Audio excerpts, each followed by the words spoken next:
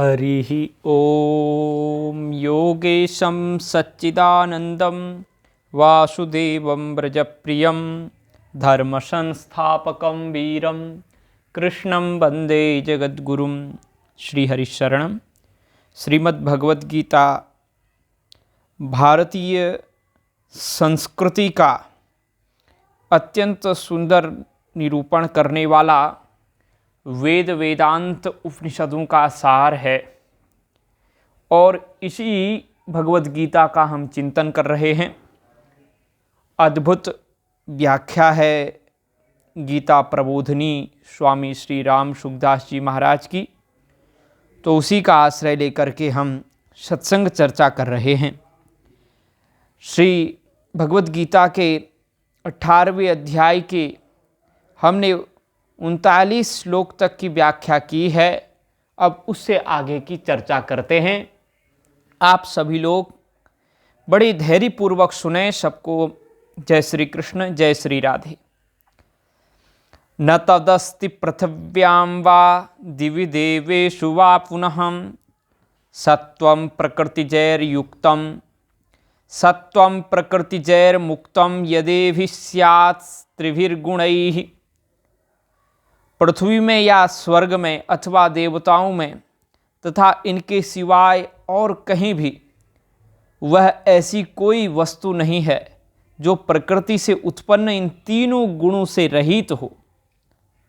न तदस्ति पृथिव्यां वा दिवि देवेषु वा पुनः सत्वं प्रकृति जैर मुक्तम यदेभिः स्यात् त्रिभिर्गुणैः। 10वें अध्याय में भगवान ने भक्ति विश्वास की दृष्टि से संपूर्ण वस्तुओं को अपने से उत्पन्न होने वाली बताया था। यहाँ भगवान ज्ञान अर्थात विवेक की दृष्टि से संपूर्ण वस्तुओं को प्रकृतिजन्य गुणों से उत्पन्न होने वाली बताते हैं। कारण कि विवेकी की दृष्टि में सत और असत दोनों रहते हैं, पर भक्त की दृष्टि में एक भगवान ही रहते हैं। सद सच्चाहम अर्जुन। विवेक मार्ग में असत का गुणों का त्याग मुख्य है, पर भक्ति मार्ग में भगवान का संबंध मुख्य है। संसार की कोई भी वस्तु तीनों गुणों से रहित नहीं है। यह बात अज्ञानी की दृष्टि से कही गई है, तत्वज्ञानी की दृष्टि से नहीं। तत्वज्ञानी की दृष्टि सत्तामात्र स्वरूप की तरह रहती है, जो स्वतः स्वाभाविक गुणातीत है। ब्राह्मण क्षत्रिय विषाम शूद्राणाम च परंतप कर्माणि प्रविभक्तानि स्वभाव प्रभवैर्गुणैः। हे परंतप, ब्राह्मण क्षत्रिय वैश्य और शूद्रों के कर्म स्वभाव से उत्पन्न हुए तीनों गुणों के द्वारा विभक्त किए गए हैं। ब्राह्मण क्षत्रिय विषाम शूद्राणांच परंतप कर्माणि प्रविभक्तानि स्वभाव प्रभवै गुणैः। कर्मयोग के प्रकरण में भगवान ने नियत कर्मों के त्याग को अनुचित बताते हुए फल एवं आसक्ति का त्याग करके नियत कर्मों को करने की बात कही, और सांख्य योग के प्रकरण में नियत कर्म को कर्तृत्वाभिमान, फलेच्छा तथा राग द्वेष से रहित होकर करने की बात कही। अब भगवान यह बताते हैं कि किस वर्ण के लिए कौन से कर्म नियत कर्म हैं, कौन से कर्म नियत कर्म हैं, और उन नियत कर्मों को कैसे किया जाए। मनुष्य जो कुछ भी कर्म करता है उसके अंतःकरण में उस कर्म के संस्कार पड़ते हैं और उन संस्कारों के अनुसार उसका स्वभाव बनता है। इस प्रकार पूर्व के अनेक जन्मों में किए हुए कर्मों के संस्कारों के अनुसार मनुष्य का जैसा स्वभाव होता है, उसी के अनुसार उसमें सत्व, रज और तम तीनों गुणों की वृत्तियां उत्पन्न होती हैं। इन गुण वृत्तियों के तारतम्य के अनुसार ही ब्राह्मण, क्षत्रिय, वैश्य और शूद्र के कर्मों का विभाग किया गया है। कारण कि मनुष्य में जैसी गुणवृत्तियाँ होती हैं वैसा ही वह कर्म करता है। पूर्व पक्ष। चौथे अध्याय में भगवान ने कहा था कि चारों वर्णों की रचना मैंने गुणों और कर्मों के विभाग पूर्वक की है, गुण कर्म विभागशः। पर यहाँ भगवान कहते हैं कि चारों वर्णों के कर्म स्वभाव से उत्पन्न हुए तीनों गुणों के द्वारा विभक्त किए गए हैं। स्वभाव प्रभवई गुणई ही, इसका सामंजस्य कैसे करेंगे? उत्तर पक्ष, चौथे अध्याय में तो चारों वर्णों के उत्पन्न होने की बात कही गई है और यहाँ चारों वर्णों के कर्मों की बात कही गई है। तात्पर्य यह हुआ कि चौथे अध्याय में भगवान ने बताया कि चारों वर्णों का जन्म पूर्व जन्म के गुणों के अनुसार हुआ है, और यहाँ बताते हैं कि जन्म के बाद चारों वर्णों के अमुक अमुक कर्म होने चाहिए, जिनके अनुसार उनकी आगे गति होगी। समोदमस्तपः शौचम क्षांतिरार्जवमेव च ज्ञानम विज्ञानमास्तिक्यम ब्रह्म कर्म स्वभावजम। मन का निग्रह करना, इंद्रियों को वश में करना, धर्म पालन के लिए कष्ट सहना, बाहर भीतर से शुद्ध रहना, दूसरों के अपराध को क्षमा करना, शरीर मन आदि में सरलता रखना, वेद शास्त्र आदि का ज्ञान होना, यज्ञ विधि को अनुभव में लाना और परमात्मा वेद आदि में आस्तिक भाव रखना, ये सब के सब ही ब्राह्मण के स्वाभाविक कर्म हैं। समोदमः तपशौचम क्षांतिरार्जवमेव च ज्ञानम विज्ञानमास्तिक्यम ब्रह्म कर्म स्वभावजम। वर्ण परंपरा शुद्ध हो तो ये गुण ब्राह्मण में स्वाभाविक होते हैं, परंतु वर्ण परंपरा में अशुद्धि, वर्ण संकरता आने पर ये गुण स्वाभाविक नहीं होते, इनमें कमी आ जाती है। पूर्व श्लोक में स्वभाव प्रभवैर गुणैः कहा, इसलिए यहाँ स्वभावज कर्म बताते हैं। स्वभाव बनने में जन्म मुख्य है, फिर जन्म के बाद संग मुख्य है। संग, स्वाध्याय, अभ्यास आदि के कारण स्वभाव बदल जाता है। शौर्यम तेजो धृतिर्दाक्ष्यम बुद्धे चाप्यपलायनम दानमीश्वर भावश्च छात्रम कर्म स्वभावजम। शूरवीरता, तेज, धैर्य, प्रजा के संचालन आदि की विशेष चतुरता तथा युद्ध में कभी पीठ न दिखाना, दान करना और शासन करने का भाव, ये सब के सब क्षत्रिय के स्वाभाविक कर्म हैं। कृषि गौरक्ष वाणिज्यम वैश्य कर्म स्वभावजम परिचर्यात्मकम कर्म शूद्रस्यापि स्वभावजम। खेती करना, गायों की रक्षा करना और व्यापार करना, ये सब के सब वैश्य के स्वाभाविक कर्म हैं तथा चारों वर्णों की सेवा करना शूद्र का भी स्वाभाविक कर्म है। गुण और कर्म के अनुसार ही मनुष्य का जन्म होता है, इसलिए मनुष्य की जाति जन्म से ही मानी जाती है। भोजन, विवाह आदि लौकिक व्यवहार में तो जाति की प्रधानता है, पर परमात्म प्राप्ति में भाव और विवेक की प्रधानता है, जाति या वर्ण की नहीं। जैसे सबके सब बालक माँ की गोद में जाने के समान अधिकारी हैं, ऐसे ही भगवान का अंश होने से सबके सब जीव भगवत प्राप्ति के समान अधिकारी हैं। सबके सब मनुष्य परमात्म तत्व को, मुक्ति को, तत्व ज्ञान को, भगवत प्रेम को, भगवत दर्शन को प्राप्त करने में स्वतंत्र, समर्थ, योग्य और अधिकारी हैं। विदुर, निषादराज, गुह, कबीर, रैदास, सदन, कसाई आदि अनेक निम्न जाति के मनुष्य भगवान की भक्ति के कारण ही श्रेष्ठ बने, जाति या वर्ण के कारण नहीं। अतः चाहे ब्राह्मण का शरीर हो, चाहे शूद्र का शरीर हो, लोक व्यवहार में तो उनमें भेद रहेगा, पर भगवत प्राप्ति में कोई भेद नहीं रहेगा, कारण कि भगवत प्राप्ति शरीर से संबंध विच्छेद करने पर होती है। जिससे संबंध विच्छेद करना हो वह चाहे बढ़िया हो या घटिया, उससे क्या मतलब। गुणों के तारतम्य से जिस वर्ण में जन्म होता है, उन वर्णों के अनुसार ही उस वर्ण के कर्म सहज स्वाभाविक हो जाते हैं। जैसे ब्राह्मण के लिए श्रम, दम आदि, क्षत्रिय के लिए शौर्य, तेज आदि, वैश्य के लिए खेती, गोरक्षा आदि, शूद्र के लिए सेवा, ये कर्म स्वतः स्वाभाविक होते हैं। इन कर्मों को करने में उन्हें परिश्रम नहीं होता, इन कर्मों में उनकी स्वाभाविक रुचि होती है। स्वे स्वे कर्मण्यभिरतः संसिद्धिं लभते नरः स्वकर्मनिरतः सिद्धिं यथा विन्दति तत्शृणु। अपने अपने कर्म में प्रीतिपूर्वक लगा हुआ मनुष्य सम्यक सिद्धि परमात्मा को प्राप्त कर लेता है। अपने कर्म में लगा हुआ मनुष्य जिस प्रकार सिद्धि को प्राप्त होता है, उस प्रकार को तू मुझसे सुन। अपने वर्ण के सिवाय जिसने जो जो कर्म स्वीकार किए हैं, वे सब भी स्वे स्वे कर्मणि के अंतर्गत लेने चाहिए। जैसे मनुष्य अपने को वकील, अध्यापक, चिकित्सक, नौकर आदि मानता है, तो उसके कर्तव्य का प्रेम पूर्वक, आदर पूर्वक, निस्वार्थ भाव से भली भांति पालन करना भी उसके लिए स्वकर्म है।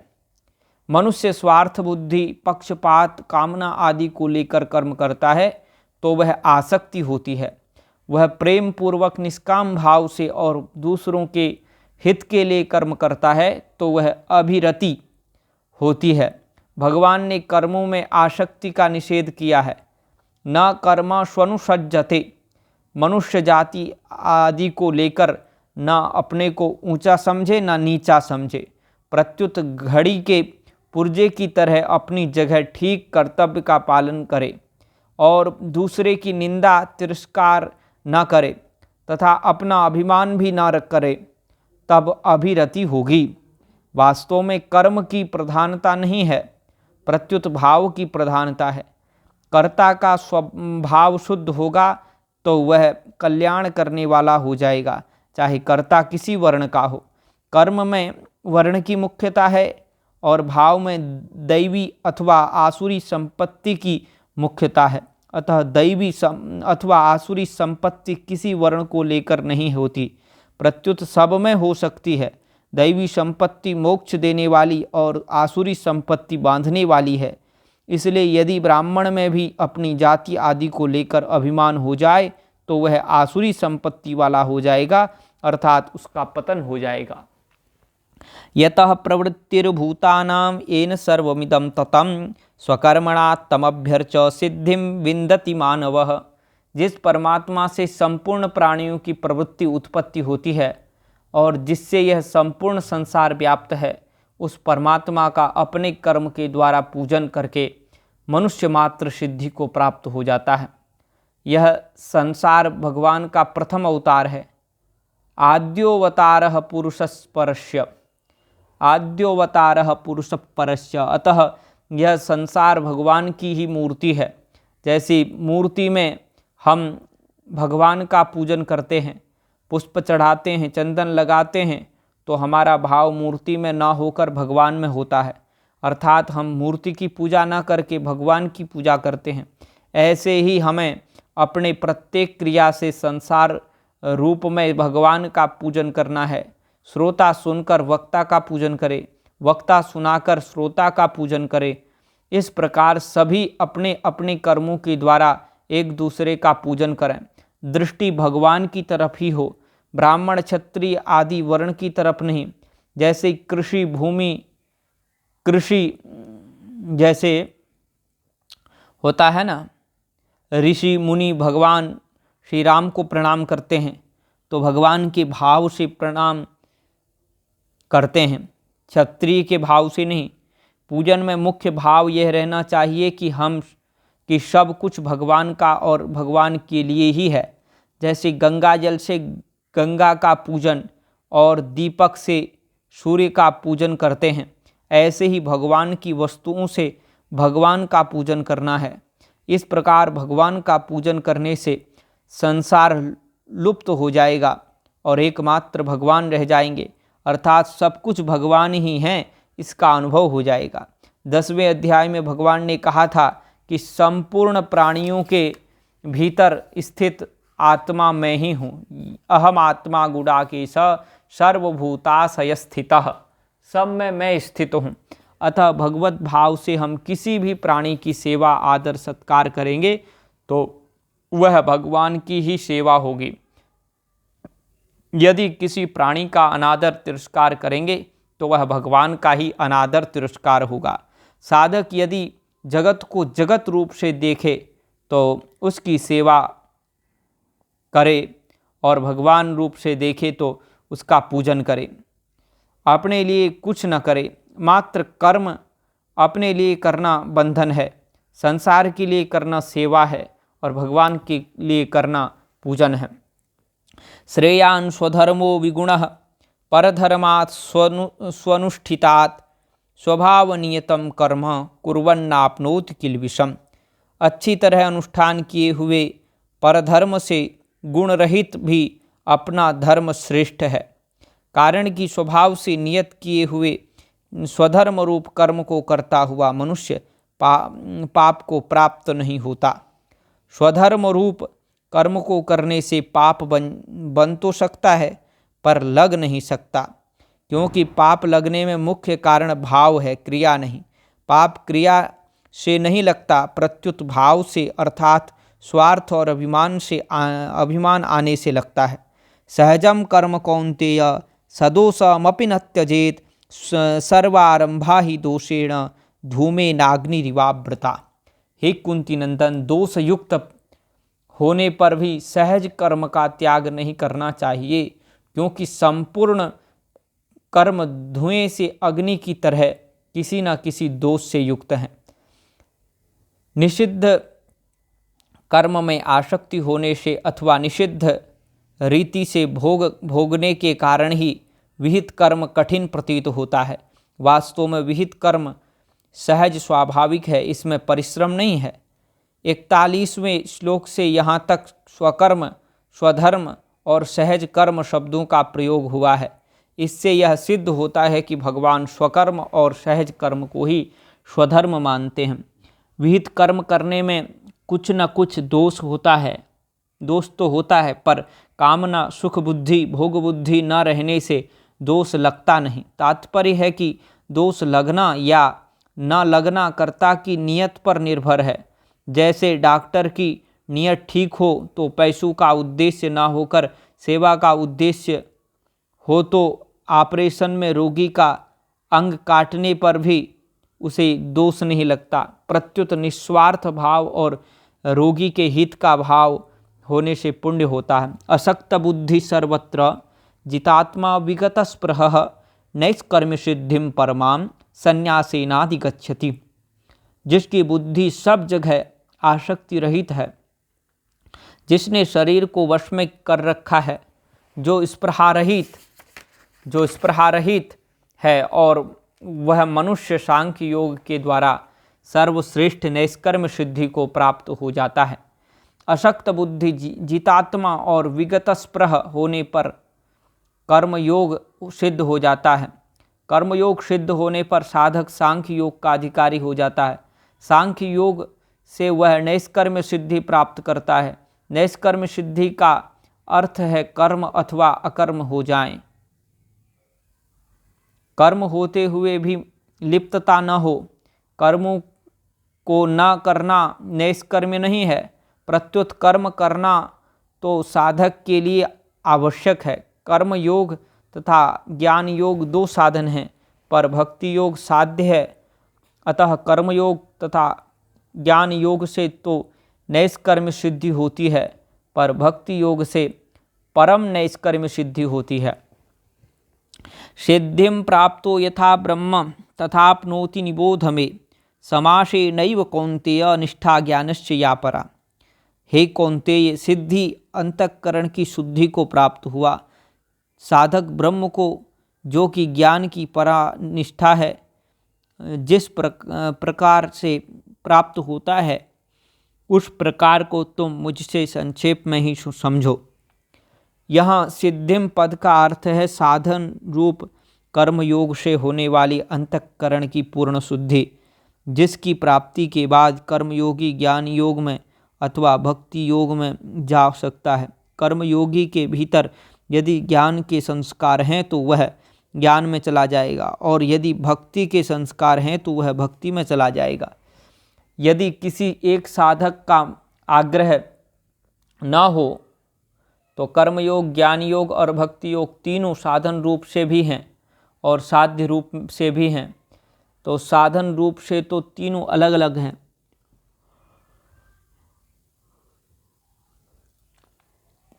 पर साध्य रूप से तीनों एक ही हैं।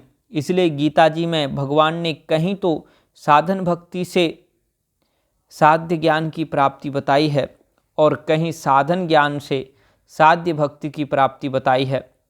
भगवान ने पहले स्वकर्मणा तमभ्यर्च सिद्धिं विन्दति मानवः, इन पदों से कर्मयोग के द्वारा भक्ति की सिद्धि बताई और यहाँ सिद्धिं प्राप्तो यथा ब्रह्म पदों से कर्मयोग के द्वारा ज्ञान योग की सिद्धि बताते हैं।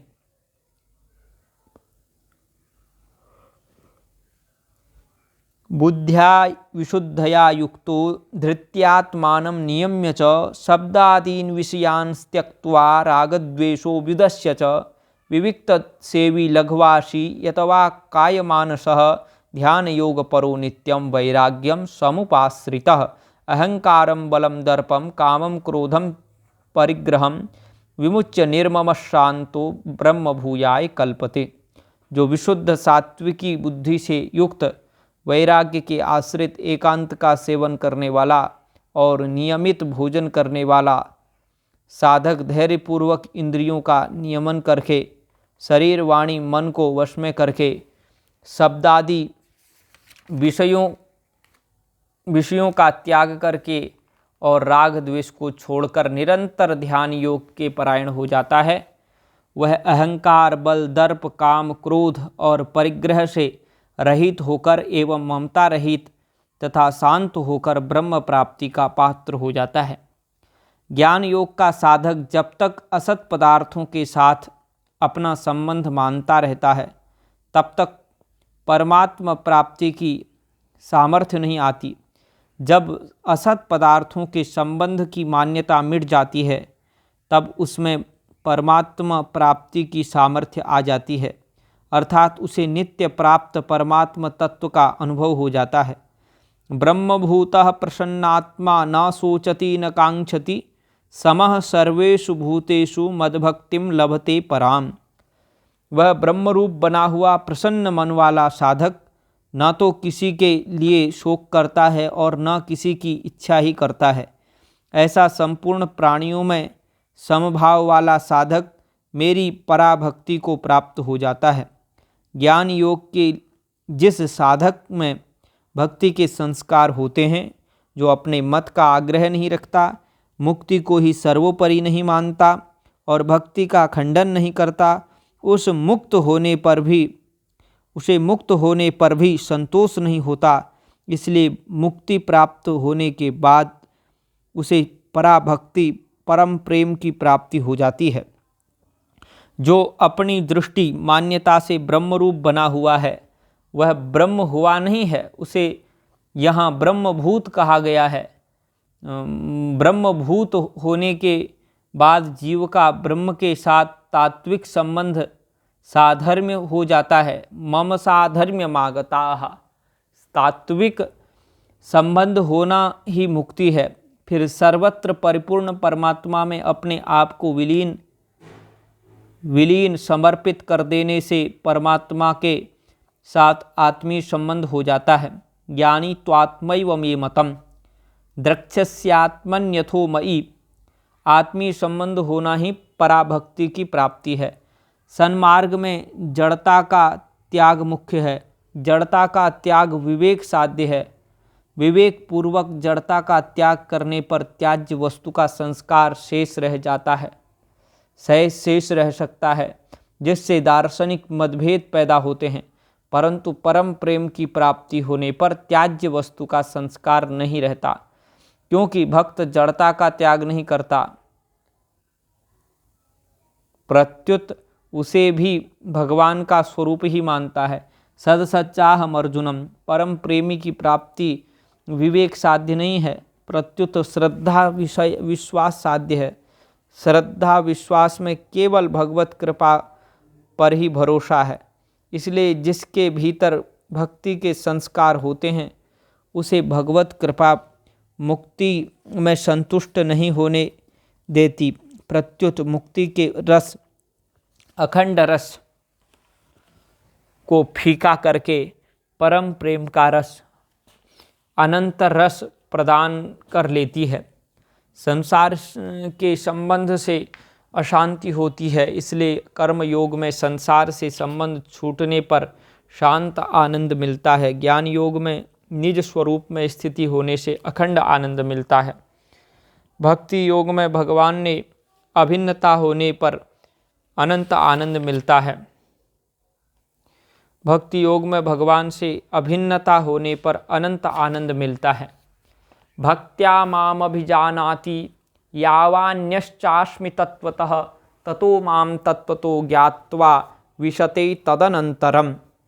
उस पराभक्ति से मुझे मैं जितना हूँ और जो हूँ इसको तत्व से जान लेता हूँ, फिर मुझे तत्व से जानकर तत्काल मुझ में प्रविष्ट हो जाता है।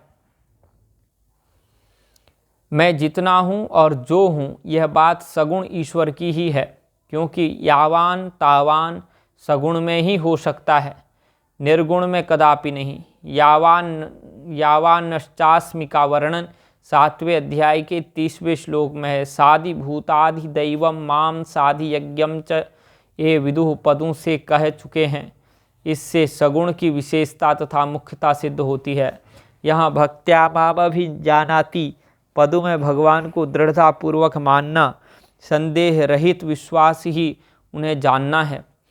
ज्ञान मार्ग से चलने वाले को जब ज्ञानोत्तर काल में भक्ति प्राप्त होती है तब उसमें तत्व से जानना, ज्ञात्वा और प्रविष्ट होना विशते, ये दो ही होते हैं, दर्शन नहीं होते।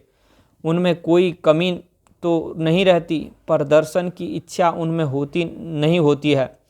परंतु आरंभ से ही भक्ति मार्ग से चलने वाले को तत्व से जानने और प्रविष्ट कर होने के सिवाय भगवान के दर्शन भी होते हैं।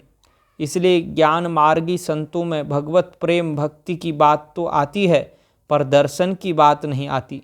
जैसे विभिन्न मार्गों से आने वाले व्यक्ति द्वार में प्रविष्ट होने पर एक साथ मिल जाते हैं, ऐसे ही विभिन्न योग मार्गों पर चलने वाले साधक भगवान में प्रविष्ट होकर विशते एक ही हो जाते हैं। अर्थात अहम की सूक्ष्म गंध भी न रहने से उनमें कोई मतभेद नहीं रहता।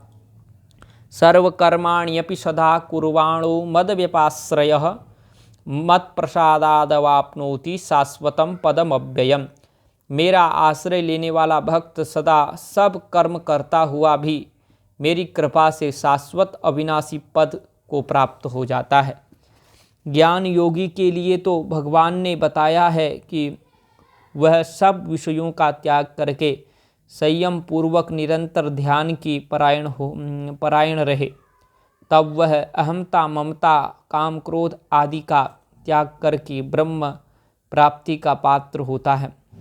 परंतु भक्त के लिए भगवान यहाँ बताते हैं कि वह संपूर्ण कर्तव्य कर्मों को सदा करते हुए भी मेरी कृपा से परम पद को प्राप्त हो जाता है, क्योंकि उसने मेरा आश्रय लिया है।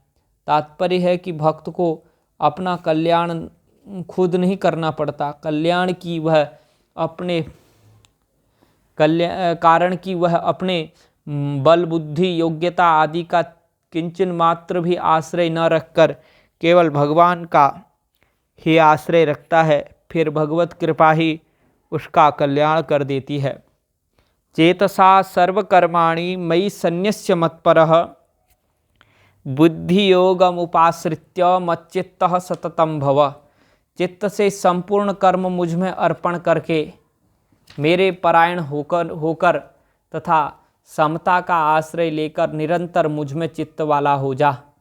पूर्व श्लोक में शाश्वत पद की प्राप्ति बताकर अब उसकी विधि बताते हैं कि वह कैसे प्राप्त होगा।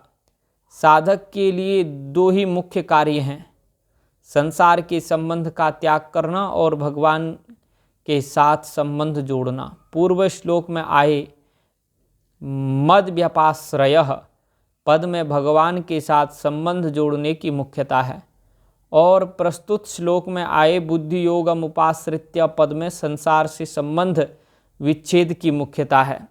एकमात्र भगवान का चिंतन करने से संसार संबंध विच्छेद होकर स्वतः समता आ जाती है। भगवान का चिंतन निरंतर चिंतन तभी होगा जब मैं भगवान का ही हूँ, इस प्रकार अहमता भगवान में हो जाएगी। अहमता भगवान में लग जाने पर चित्त स्वतः स्वाभाविक भगवान में लग जाता है। भगवान के साथ जीव मात्र का स्वतः सिद्ध नित्य संबंध है। केवल संसार के साथ संबंध मानने से ही इस नित्य संबंध की विस्मृति हुई है। इस विस्मृति को मिटाने के लिए भगवान कहते हैं कि निरंतर मुझ में चित्त वाला हो जा। मत चित्त सर्व दुर्गाणि मत प्रसादात् तरिष्यसि अथ चेत्त्वमहंकारान् न श्रोष्यसि विनङ्क्ष्यसि। मुझ में चित्त वाला होकर तू मेरी कृपा से संपूर्ण विघ्नों को तर जाएगा, और यदि तू अहंकार के कारण मेरी बात नहीं सुनेगा तो तेरा पतन हो जाएगा। साधक का काम केवल संसार से विमुख होकर भगवान के सम्मुख होना है। सम्मुख हो जाने पर जो कुछ कमी रह जाएगी वह भगवान की कृपा से दूर हो जाएगी। तात्पर्य है कि उस कमी को दूर करने की साधक पर कोई जिम्मेवारी नहीं रहती, प्रत्युत उसे दूर करने की पूरी जिम्मेवारी भगवान की हो जाती है। भगवान विशेष कृपा करके उसके साधन की संपूर्ण विघ्न बाधाओं को भी दूर कर देते हैं और अपनी प्राप्ति भी करा देते हैं। यदहंकारमाश्रित्य न योत्स्य इति मन्यसे मिथ्यैष व्यवसायस्ते प्रकृतिस्त्वां नियोक्ष्यति। प्रकृतिस्त्वां नियोक्ष्यति। अहंकार का आश्रय लेकर तू जो ऐसा मान रहा है कि मैं युद्ध नहीं करूँगा, तेरा यह निश्चय मिथ्या है, झूठा है, क्योंकि तेरी छात्र प्रकृति तुझे युद्ध में लगा देगी। भगवान ने कहा कि मेरी कृपा से तू मेरी प्राप्ति भी कर लेगा और सभी विघ्नों से भी छूट जाएगा। परंतु इतना कहने पर भी अर्जुन कुछ बोले नहीं, तो भगवान कहते हैं कि यदि तू भूल से मेरी बात ना सुने तो कोई दोष नहीं, पर तू अहंकार से मेरी बात नहीं सुनेगा तो तेरा पतन हो जाएगा। भगवान का भाव है कि जैसे भक्त का सब काम साधन और सिद्धि है, साधन और सिद्धि मैं कर देता हूँ, ऐसे ही भक्त को भी चाहिए कि वह सब प्रकार से मेरा ही आश्रय ले। यदि मेरा आश्रय न लेकर वह अहंकार का आश्रय लेगा तो उसका पतन हो जाएगा। कर्तव्य कर्म अर्थात युद्ध में एक तो मैं लगाता हूँ और एक प्रकृति लगाती है। यदि तू मेरी बात नहीं मानेगा तो तेरी छात्र प्रकृति तुझे जबरदस्ती युद्ध में लगा देगी। तू युद्ध किए बिना रह नहीं सकेगा, फिर सब जिम्मेवारी तेरी होगी, मेरी नहीं। स्वभावज्येन कौन्तेय निबद्धस्वेन कर्मणा कर्तुम नेच्छसि यन्मोहात् करिष्यस्य वशोऽपि तत्।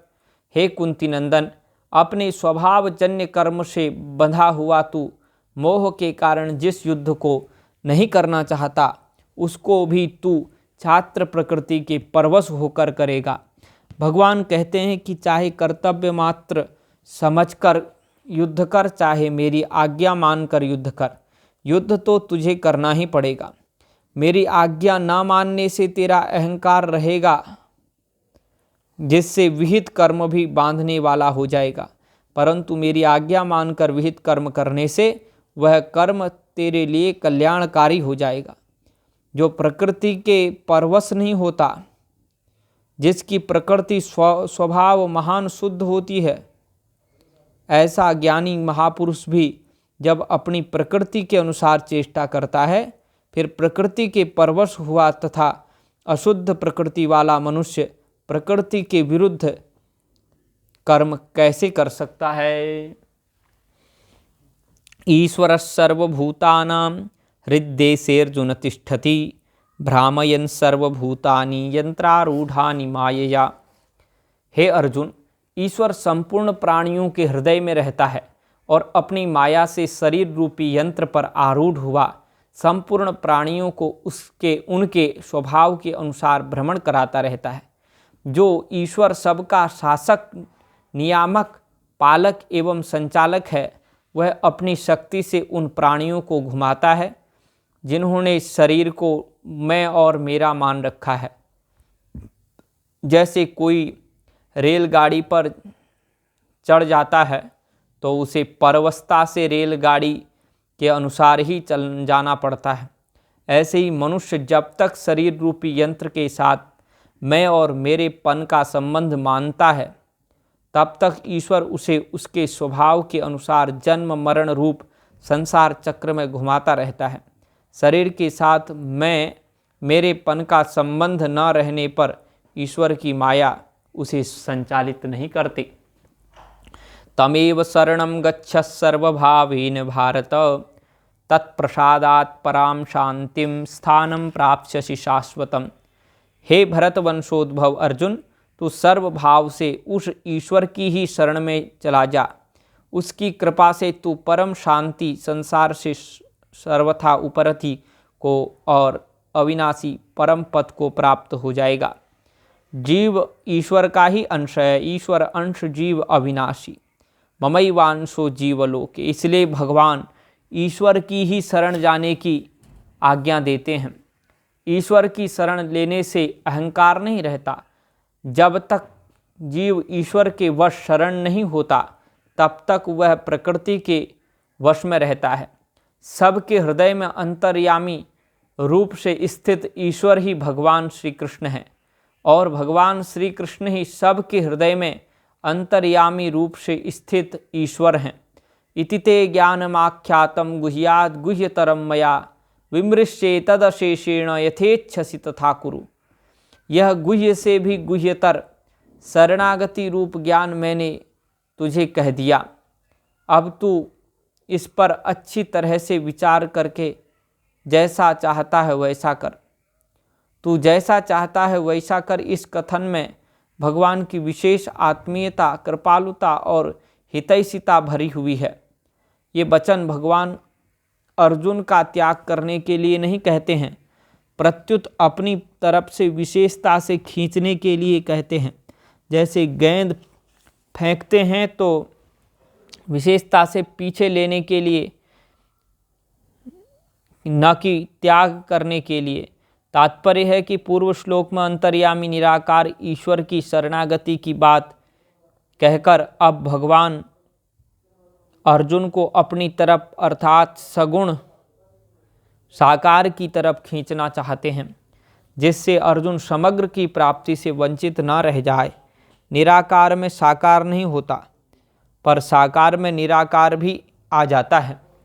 सर्वगुह्यतमं भूयः शृणु मे परमं वचः, इष्टोऽसि मे दृढ़मिति ततो वक्ष्यामि ते हितम्। इष्टोऽसि मे दृढ़मिति ततो वक्ष्यामि ते हितम्। सबसे अत्यंत गोपनीय सर्वोत्कृष्ट वचन तू फिर मुझसे सुन। तो मेरा अत्यंत प्रिय मित्र है, इसलिए यह विशेष हित की बात मैं तुझे कहूँगा। कर्म योग गुह्य है। अंतर्यामी निराकार परमात्मा की शरणागति गुह्यतर है। परमात्मा के प्रभाव की बात गुह्यतम है और साकार परमात्मा की शरणागति गुह्यतम है, सर्वगुह्यतम है। यह सर्वगुह्यतमम पद गीता जी में एक ही बार यहाँ आया है। निराकार की शरण में जाने से मुक्ति हो जाती है, पर साकार की शरण में जाने से मुक्ति के साथ साथ प्रेम की भी प्राप्ति हो जाती है। भगवान ने भक्ति के प्रसंग में ही परम वचन कहे हैं। अर्जुन ने भगवान से कहा था कि मैं आपका शिष्य हूँ, शिष्यस्ते हम। पर भगवान यहाँ कहते हैं कि तू मेरा प्रिय मित्र है। इष्टोसी, तात्पर्य कि भगवान अपने को गुरु ना मानकर मित्र ही मानते हैं। भगवान सबको अपना मित्र बनाते हैं, अपने समान बनाते हैं, किसी को अपना शिष्य नहीं बनाते। यह सिद्धांत है कि जो खुद छोटा होता है वही दूसरों को छोटा बनाता है। भगवान सबसे बड़े हैं, इसलिए वे कभी किसी को छोटा नहीं बनाते। जिसको बनाते हैं अपने तुल्य ही बना देते हैं। मन मनाभव मत भक्तो मद्याजी मां नमस्कुरु मामे वैश्यसि सत्यन्ते प्रतिजाने प्रियोषि मे। तू मेरा भक्त हो जा, मुझ में मन वाला हो जा, मेरा पूजन करने वाला हो जा और मुझे नमस्कार कर। ऐसा करने से तू मुझे ही प्राप्त हो जाएगा, अर्थात मैं तेरे सामने सत्य प्रतिज्ञा करता हूँ, क्योंकि तू मेरा अत्यंत प्रिय है। भगवान का भक्त होना, उनमें मन लगाना, उनका पूजन करना और उन्हें नमस्कार करना, इन चारों में एक भी साधन ठीक तरह से होने पर शेष तीनों साधन स्वतः उनमें आ जाते हैं। भगवान का भक्त होने का तात्पर्य है मैं भगवान का ही हूँ। इस प्रकार अपनी अहमता को बदल देना। भगवान में मन लगाने का तात्पर्य है भगवान को अपना मानना। भगवान का पूजन करने का तात्पर्य है सब कार्य पूजा भाव से करना। भगवान को नमस्कार करने का तात्पर्य है अपने आप को भगवान के समर्पित करना। सर्वधर्मान् परित्यज्य मामेकं शरणं व्रज अहम त्वा सर्व पापेभ्यो मोक्षयिष्यामि मा शुचः। संपूर्ण धर्मों का आश्रय छोड़कर तू केवल मेरी ही शरण में आ जा, मैं तुझे संपूर्ण पापों से मुक्त कर दूंगा, चिंता मत कर। यहाँ सर्वधर्मान परित्यज्य पद का अर्थ संपूर्ण धर्मों का स्वरूप से त्याग नहीं है, प्रत्युत संपूर्ण धर्मों के आश्रय का त्याग है।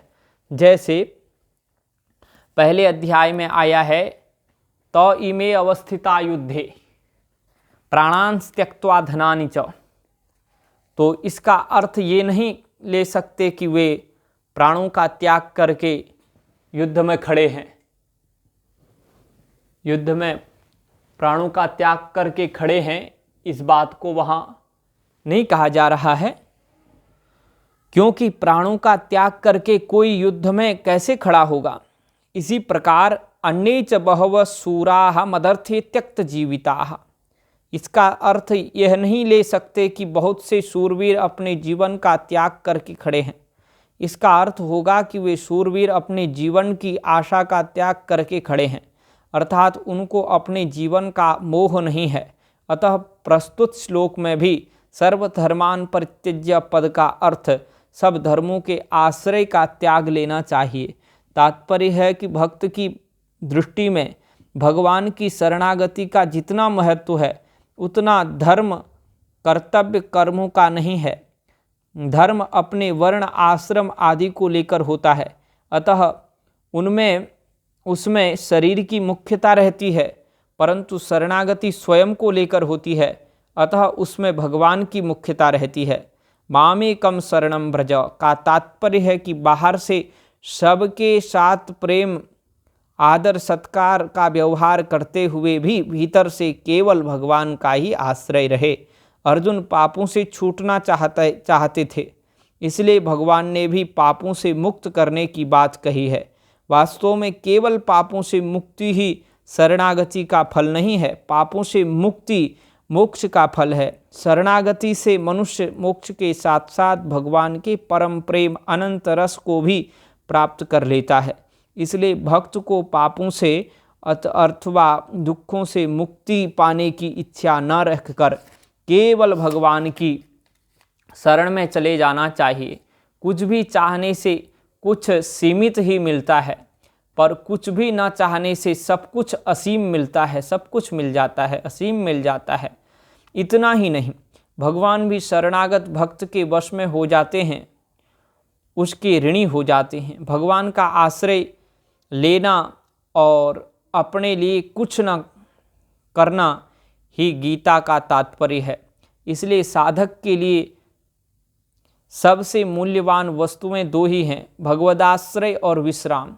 शरीर आदि पदार्थों का आश्रय पराश्रय है और क्रिया का आश्रय परिश्रम है। परमात्मा प्राप्ति पदार्थ और क्रिया के द्वारा नहीं होती, प्रत्युत पदार्थ और क्रिया के संबंध विच्छेद से होती है। जब साधक पराश्रय का त्याग करके भगवदाश्रय को अपनाता है और परिश्रम का त्याग करके विश्राम को अपनाता है, तब उसका मानव जीवन सफल हो जाता है। शरीर के लिए विश्राम कुछ न करना भोग है, इसलिए निद्रा के सुख को तामस कहा गया है। परंतु परमात्मा के लिए विश्राम करना साधन है, क्योंकि परमात्मा परम विश्राम स्वरूप हैं। नित्य परमात्मा सत्ता में सदा सर्वदा निरंतर स्थित रहना ही परमात्मा के लिए विश्राम करना है। परमात्मा के लिए होने वाला विश्राम तामस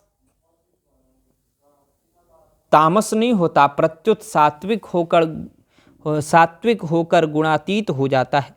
पराश्रय और परिश्रम तो संसार के लिए हैं, पर भगवदाश्रय और विश्राम अपने लिए हैं। यदि किसी साधक का भगवान पर विश्वास न हो, प्रत्युत अपने पर विश्वास हो, तो वह स्वाश्रय को अपना सकता है। यदि साधक का न तो भगवान पर विश्वास हो न अपने पर, तो वह धर्म कर्तव्य कर्म का आश्रय अपना सकता है। मैं भगवान का ही हूँ, भगवान ही मेरे हैं, इसको स्वीकार कर लेना भगवान का आश्रय है। मेरा कुछ नहीं है, मुझे कुछ नहीं चाहिए, इसको स्वीकार कर लेना स्व का आश्रय है। पदार्थ और क्रिया केवल दूसरों की सेवा के लिए है, इसको स्वीकार कर लेना धर्म का आश्रय है। भगवान का आश्रय भक्ति योग है, स्व का आश्रय ज्ञान योग है, धर्म का आश्रय कर्म योग है। यद्यपि तीनों ही योग मार्गों से पदार्थ और क्रियारूप प्रकृति का आश्रय बंधन और सत्ता मात्र अपनी स्वतः सिद्ध स्थिति मोक्ष का अनुभव हो जाता है, तथापि इन तीनों में भक्ति योग भगवान का आश्रय सर्वश्रेष्ठ है, कारण कि मूल में हम भगवान के ही अंश हैं। भगवद आश्रय से मुक्ति के साथ साथ भक्ति परम प्रेम की भी प्राप्ति हो जाती है, जो मानव जीवन का चरम लक्ष्य है। यह भगवद आश्रय शरणागति गीता जी का सार है, जिसे भगवान ने विशेष कृपा करके कहा है। भगवद आश्रय में ही गीता जी के उपदेश की पूर्णता होती है, इसके बिना गीता अधूरी रहती है। इसलिए अर्जुन के द्वारा करिष्ये वचनम तव कहकर भगवान का पूर्ण आश्रय स्वीकार करने पर फिर भगवान नहीं बोले, इदम ते ना तपस्काय ना भक्ताय कदाचन न चाशु श्रूषवे वाच्यम न चाशु श्रूषये वाच्यम न च माम योऽभ्यसूयति। यह गुह्यतम वचन मैंने तुझे अतपस्वी, भगवान कहते हैं ये सर्व गुह्यतम वचन तुझे अतपस्वी को नहीं कहना चाहिए, अभक्त को नहीं कहना चाहिए, तथा जो सुनना नहीं चाहता उसको नहीं कहना चाहिए, और जो मुझ में दोष दृष्टि करता है उसको भी नहीं कहना चाहिए। व्याख्या, तो जो सहिष्णु सहनशील नहीं है वह अतपस्वी है। जो भक्ति का विरोध अथवा खंडन करने वाला है वह अभक्त है। जो अहंकार के कारण सुनना नहीं चाहता वह अश्रूषवे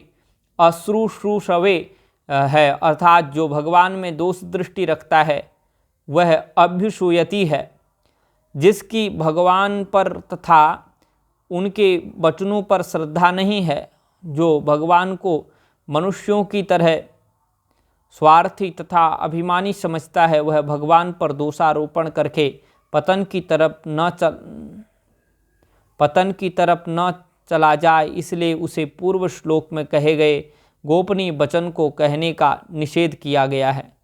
य इदम परमं गुह्यम मद्भक्ते स्वभिधास्यति भक्तिं मयि पराम कृत्वा मामे वैश्यत्य संशयः।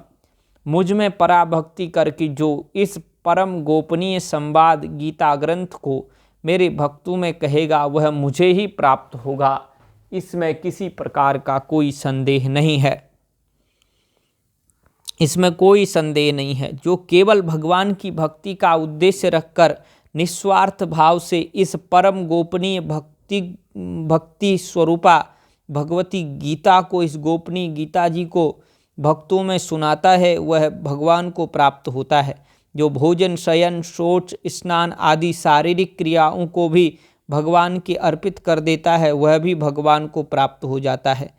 फिर जो केवल भगवत भक्ति का उद्देश्य रखकर भगवत वाणी का प्रचार करता है वह भगवान को प्राप्त हो जाता है। इसमें कहना ही क्या है। न च तस्मान् मनुष्येषु कस्मिन् प्रियकृत्तमः भविता न च मे तस्माद् अन्यः प्रियतरो भुवि। उसके समान मेरा अत्यंत प्रिय कार्य करने वाला मनुष्यों में कोई भी नहीं है और इस भूमंडल पर उसके समान मेरा दूसरा कोई प्रियतर होगा भी नहीं। जिसका एकमात्र भगवत प्राप्ति का, भगवत प्रेम का ही उद्देश्य है, जो गीता जी के अनुसार ही अपना जीवन बनाना चाहता है, ऐसा साधक ही गीता जी के प्रचार का अधिकारी होता है। ऐसा साधक ही भगवान का अत्यंत प्रिय कार्य गीता प्रचार करने वाला है। जो लोगों को गीता में लगाता है उसके समान पृथ्वी मंडल पर भगवान का दूसरा कोई प्रियतर नहीं होगा। कारण कि गीता जी की शिक्षा से मनुष्य मात्र प्रत्येक परिस्थिति में सुगमता से अपना कल्याण कर सकता है। गीता ने युद्ध जैसी परिस्थिति में भी कल्याण होने की बात कही है। जब युद्ध जैसी घोर परिस्थिति में भी मनुष्य का कल्याण हो सकता है, फिर अन्य परिस्थिति में कैसे नहीं होगा। इसलिए भगवान गीता जी के प्रचार की विशेष महिमा गाते हैं। जो मनुष्य भगवान का अत्यंत प्रिय हो जाता है उसे ज्ञान योग, कर्म योग और भक्ति योग तीनों योग प्राप्त हो जाते हैं। अध्यस्यते च य इमं धर्म्यं संवादमावयोः ज्ञान यज्ञेन तेनाहम् इष्टस्यामिति मे मतिः। जो मनुष्य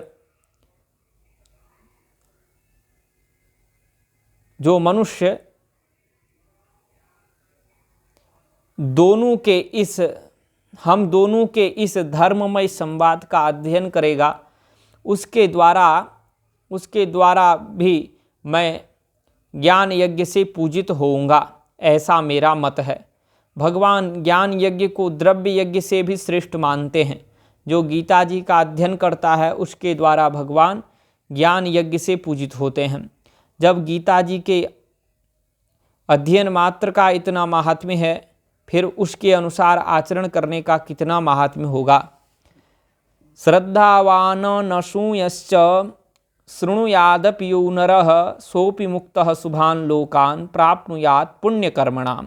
श्रद्धावान और दोष दृष्टि से रहित, अर्थात जो मनुष्य इस गीता ग्रंथ को सुन भी लेगा वह भी शरीर छूटने पर पुण्य कार्यों के शुभ लोकों को प्राप्त हो जाएगा।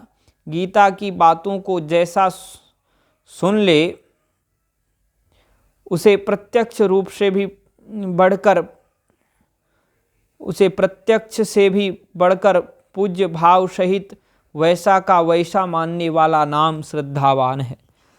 और उन बातों में कहीं भी किसी भी विषय में किंचन मात्र भी कभी न देखने वाले का नाम अनसूय है। किंचन मात्र भी कमी न देखने वाले का नाम अनसूय है। ऐसा श्रद्धावान तथा दोष दृष्टि से रहित मनुष्य गीता जी को केवल सुन भी ले तो वह भी शरीर छूटने पर पुण्य कार्यों के शुभ लोकों को प्राप्त कर लेता है। श्रद्धा भक्ति के तारतम्य से गीता के सुनने में तारतम्य रहता है और सुनने के तारतम्य से श्रोता का स्वर्गादि लोकों से लेकर भगवल लोक तक अधिकार हो जाता है। तात्पर्य है कि श्रोता में अधिक श्रद्धा भक्ति होगी तो वह भगवान के परम धाम को प्राप्त हो जाएगा और कम श्रद्धा भक्ति होगी तो वह ब्रह्मलोक तक के लोक को प्राप्त हो जाएगा। कच्चिदेतत् श्रुतं पार्थ त्वएकाग्रेण चेतसा कश्चिदज्ञान सम्मोह प्रनष्टस्ते धनंजय। हे प्रथानंदन, क्या तुमने एकाग्र चित्त से इसको सुना है? और हे अर्जुन, हे धनंजय, क्या तुम्हारा अज्ञान से उत्पन्न मोह नष्ट हुआ? अर्जुन उवाच नष्टो मोह स्मृतिर्लब्ध्वा त्वत्प्रसादान्मयाच्युत स्थितोऽस्मि गतसन्देहः करिष्ये वचनं तव। अर्जुन बोले, हे अच्युत, आपकी कृपा से मेरा मोह नष्ट हो गया है और मैंने स्मृति प्राप्त कर ली है। मैं संदेह रहित होकर स्थित हूँ। अब मैं आपकी आज्ञा का पालन करूँगा। लौकिक स्मृति तो विस्मृति की अपेक्षा से कही जाती है, पर अलौकिक तत्व की स्मृति विस्मृति भी विस्मृति की अपेक्षा से नहीं है, प्रत्युत अनुभव रूप है। इस तत्व की निरपेक्ष स्मृति अर्थात अनुभव को ही यहाँ स्मृति लब्ध्वा कहा गया है। वास्तव में तत्व की विस्मृति नहीं होती, प्रत्युत विमुक्ता होती है। तात्पर्य है कि पहले ज्ञान था, फिर उसकी विस्मृति हो गई। इस तरह तत्व की विस्मृति नहीं होती। यदि ऐसी विस्मृति माने तो स्मृति होने के बाद पुनः विस्मृति हो जाएगी। इसलिए गीता जी में आया है यज्ञात्वा न पुनर्मोहम, अर्थात उसे उसे जान लेने के बाद फिर मोह नहीं होता। अभाव रूप असत को भाव रूप मानकर महत्व देने से तत्व की तरफ से वृत्ति हट गई। इसी को विस्मृति कह देते हैं। वृत्ति का हटना अथवा लगना, वृत्ति का हटना तो वृत्ति का जो है हटना हट गई, इसी को विस्मृति कह देते हैं। वृत्ति का हटना अथवा लगना भी साधक की दृष्टि से है, तत्व की दृष्टि से नहीं। तत्व की दृष्टि से वृत्ति हटे अथवा लगे, तत्व ज्यों का त्यों ही रहता है। अभाव रूप असत को अभाव रूप ही मान लें तो भाव रूप तत्व स्वतः ज्यों का त्यों रह जाता है। जीव अनादिकाल से स्वतः परमात्मा का है, उसे केवल संसार के आश्रय का त्याग करना है। अर्जुन को मुख्य रूप से भक्ति योग की स्मृति हुई है। कर्म योग तथा ज्ञान योग तो साधन है, पर भक्ति योग साध्य है। इसलिए भक्ति योग की स्मृति ही वास्तविक है। भक्ति योग की स्मृति वासुदेवः सर्वम, अतः एक वासुदेव के सिवाय कुछ भी नहीं है, इसका अनुभव होना ही स्मृतिर्लब्ध्वा है। यह अनुभव केवल भगवत कृपा से ही होता है। त्वत्प्रसादात् वचन सीमित होते हैं, पर कृपा असीम होती है। चिंतन में तो कर्तृत्व होता है, पर स्मृति में कर्तृत्व नहीं है, कारण कि चिंतन मन में होता है। मन से परे बुद्धि है, बुद्धि से परे अहम है और अहम से परे स्वरूप है। उस स्वरूप में स्मृति होती है। स्वरूप कर्तृत्व रहित है। चिंतन तो हम करते हैं, पर स्मृति केवल दृष्टि उधर जाती है। स्मृति में केवल दृष्टि उधर जाती है, तत्व में विस्मृति नहीं होती। इसलिए दृष्टि उधर जाते ही स्मृति हो जाती है। स्थितोस्मि गत संदेह, अर्जुन को पहले छात्र धर्म की दृष्टि से युद्ध करना ठीक दिखता था, फिर गुरुजनों के सामने आने से युद्ध करना पाप दिखने लगा। परंतु स्मृति प्राप्त होते ही सभी उलझने मिट गई हैं। मैं क्या करूं? युद्ध करूं या नहीं करूं? मेरा कल्याण किसमें है? यह संदेह बिल्कुल नहीं रहा। अब अर्जुन के लिए कुछ करना शेष नहीं रहा, प्रत्युत केवल भगवान की आज्ञा का पालन करना ही शेष रहा है। करिष्ये वचनं तव, यही शरणागति है। अर्जुन संजय उवाच इत्यहं वासुदेवस्य पार्थस्य च महात्मनः संवादमिममश्रोष मद्भुतं रोमहर्षणम्।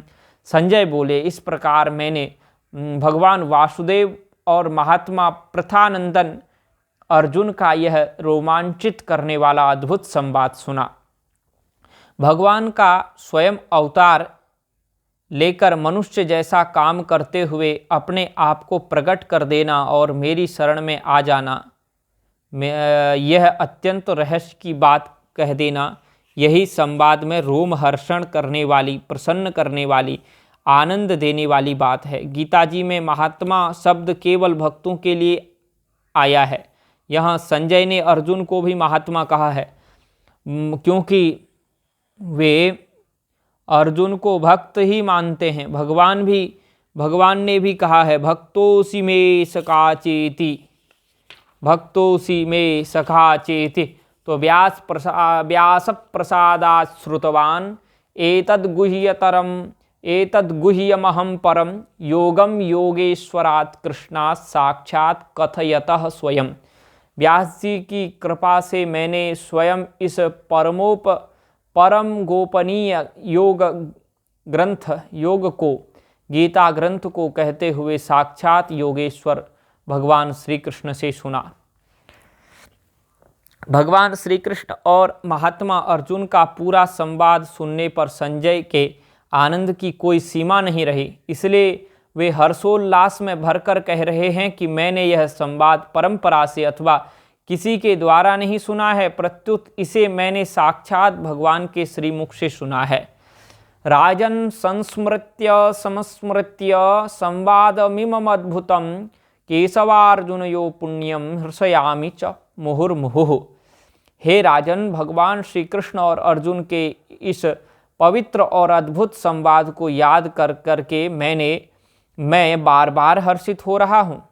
भगवान श्री कृष्ण और अर्जुन के इस संवाद में जो तत्व भरा हुआ है वह किसी ग्रंथ, महात्मा आदि से सुनने को नहीं मिला। यह भगवान और उनके भक्त का बड़ा विलक्षण संवाद है। इतनी स्पष्ट बातें दूसरी जगह पढ़ने सुनने को नहीं मिलती हैं, पढ़ने सुनने को मिलती नहीं। इस संवाद में युद्ध जैसे घोर कर्म से कल्याण होने की बात कही गई है। प्रत्येक वर्ण, आश्रम, संप्रदाय आदि का मनुष्य प्रत्येक परिस्थिति में अपना कल्याण कर सकता है, यह बात इस संवाद से मिलती है। इसलिए यह संवाद बड़ा अद्भुत है। केवल संवाद में ही इतनी विलक्षणता है कि इसके अनुसार आचरण करने का तो कहना ही क्या है। ज्ञान, कर्म, भक्ति की ऐसी विलक्षण बातें और जगह सुनने को मिली ही नहीं। इसलिए इनको सुनकर संजय बार बार हर्षित हो रहे हैं। तच्च संस्मृत्य रूपमत्यद्भुतं हरेः विस्मयो मे महान् राजन् हर्षयामि च मुहुर्मुहुः हर्षयामि च पुनः पुनः। हे राजन, भगवान श्री कृष्ण के उस अत्यंत अद्भुत विराट रूप को भी याद करके मुझे बड़ा भारी आश्चर्य हो रहा है और मैं बार बार हर्षित हो रहा हूँ। भगवान के विषय में पहले तो संजय ने शास्त्र में पढ़ा, फिर अद्भुत संवाद सुना और फिर अति अद्भुत विराट रूप देखा। तात्पर्य है कि शास्त्र की अपेक्षा श्री कृष्णार्जुन संवाद अद्भुत था और संवाद की अपेक्षा भी विराट रूप अत्यंत अद्भुत था। यत्र योगेश्वर कृष्णो यत्र पार्थो धनुर्धरः तत्र श्रीर्विजयो भूतिर्ध्रुवा नीतिर्मतिर्मम। जहाँ योगेश्वर भगवान श्री कृष्ण हैं और जहाँ गांडीव धनुषधारी अर्जुन हैं, वहाँ श्री, विजय, विभूति और अचल नीति है, ऐसा मेरा मत है। संजय कहते हैं कि हे राजन, जहाँ अर्जुन का संरक्षण करने वाले, उन्हें सम्मति देने वाले संपूर्ण योगों के महान ईश्वर हैं, महान बलशाली, महान ऐश्वर्यवान, महान विद्यावान, महान चतुर भगवान श्री कृष्ण हैं, और जहाँ भगवान की आज्ञा का पालन करने वाले भगवान के प्रिय सखा तथा शरणागत भक्त गांडीव धनुर्धारी अर्जुन हैं, उसी पक्ष में श्री, विजय, विभूति और अचल नीति ये सभी हैं। और मेरी सम्मति भी उसी पक्ष में ही है, मेरी सम्मति भी उसी पक्ष में ही है।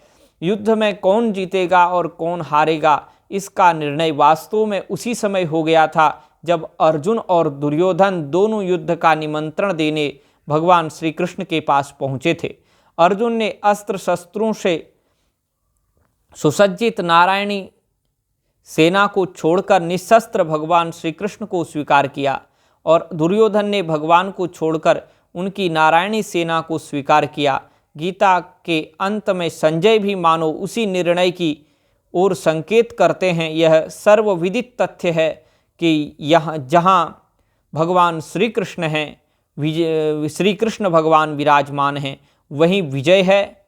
यतः कृष्णस्ततो जयः यतो धर्मस्ततो कृष्णः यतः कृष्णस्ततो जयः। महाभारत भीष्म पर्व में ये बात उद्घोषित है।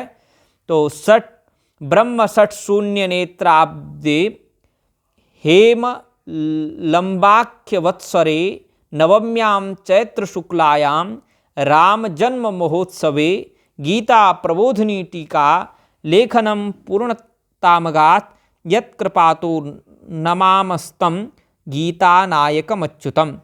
तो ये राम जन्मोत्सव के समय में चैत्र शुक्ल पक्ष नवमी तिथि राम जन्मोत्सव के समय श्रीमद् ब्रह्मलीन स्वामी श्री राम सुखदास जी महाराज ने इस टीका को पूर्ण किया था, गीता प्रबोधिनी नामक टीका को।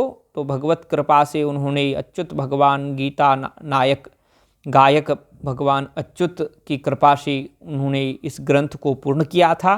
तो आज हमने भी उन्हीं गीता गायक भगवान श्री अच्युत की कृपा से और श्री मद ब्रह्मलीन स्वामी श्री राम सुखदास जी महाराज की कृपा से उन्हीं के द्वारा लिखी गई टीका को आज हमारे द्वारा भी पूर्ण हो रहा है।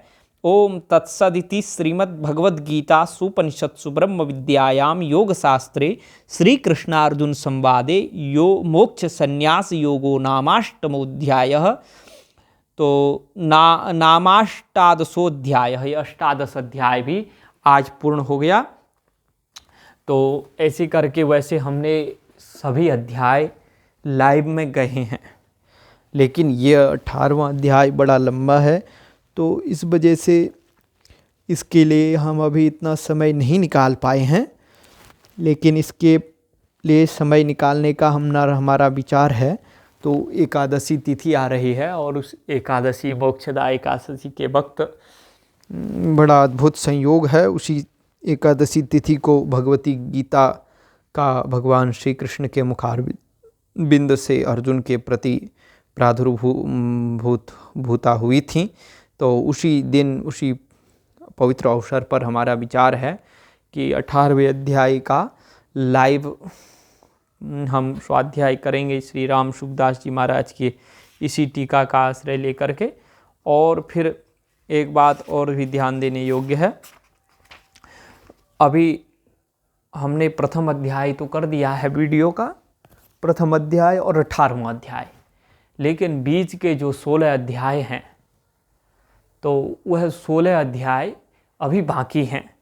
तो उन अध्यायों को भी हम ऐसे ही जैसे ये वीडियो बना हुआ है तो ऐसे ही एक एक वीडियो करके घर डालेंगे तो वो भी ठीक रहेगा, क्योंकि एक एक वीडियो में सब आ जाएगा। सबसे बड़ा अध्याय तो तृतीय अध्याय है, फिर 6वां और 11वां ऐसे करके हैं, तो वो सब लोग 1 घंटे के लगभग भीतर आ जाएंगे और उनको हम आपके सामने रखेंगे। आज के लिए इतना ही, यहीं पे भगवान श्री कृष्ण के श्री चरणारविंदों में समर्पित करते हैं। आप लोग धैर्यपूर्वक सुनिए, अपने मित्रों को भी सुनाइए और भगवद गीता के इस अद्भुत ग्रंथ का स्वाध्याय श्रवण कीजिए, क्योंकि एक महान संत के द्वारा इसकी जो टीका की गई है वो अत्यंत श्रवणीय है। स्वामी श्री राम सुखदास जी महाराज के द्वारा लिखित टीका का ही हम अनुशीलन कर रहे हैं। तो समय आने पर अन्य भी आचार्यों की टीकाओं का हम स्वाध्याय करेंगे और आपको सुनाएंगे। आज के लिए इतना ही। जय श्री राधे, जय श्री राम। हरे